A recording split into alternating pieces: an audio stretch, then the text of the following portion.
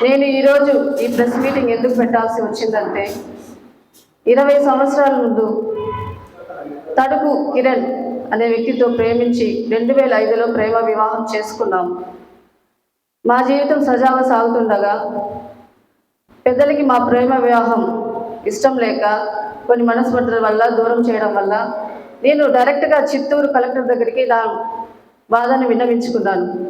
ఆయన స్పందించి మా అత్తగారింట్లో మా మామని భర్తని పిలిపించి నా భర్తతో కాపురానికి పంపించారు. కాపురం సజావు సాగుతుండగా కానుకలు తేలేదని రోజు హింసిస్తూ ఉండేవాళ్ళు. మా అత్త, మా కమలమ్మ, మా మామ మురగయ్య, మా ఆడపడుచు అరుణ, మా మరిది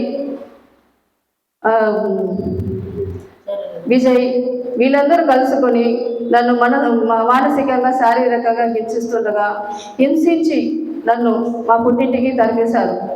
అలా మా పుట్టింట్లో ఉండగా నాకు తెలియకుండా నా భర్తకు ఇంట్లో వాళ్ళందరూ కలుసుకుని వేరే వివాహం చేశారు.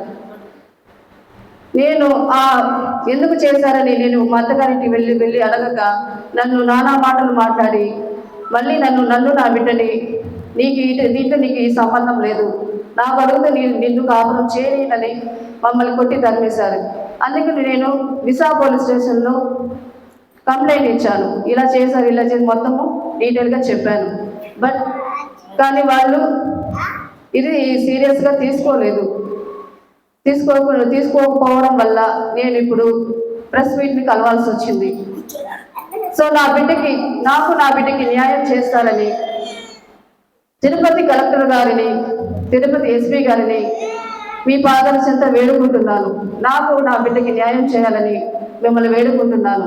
ఇట్లు ఆమె విధేయురాలు సంధ్య, నా కుమారుడు జాషువా జాయ్ తడుపు నాకు న్యాయం కావాలని, న్యాయం చేస్తారని, నా బిడ్డకి తండ్రి కావాలి, మాకు తోడు కావాలి. నేను కోరుకున్నది ఒకటే, మాకు న్యాయం చేయండి. ఇదే నేను మీతో వేడుకుంటున్నాను.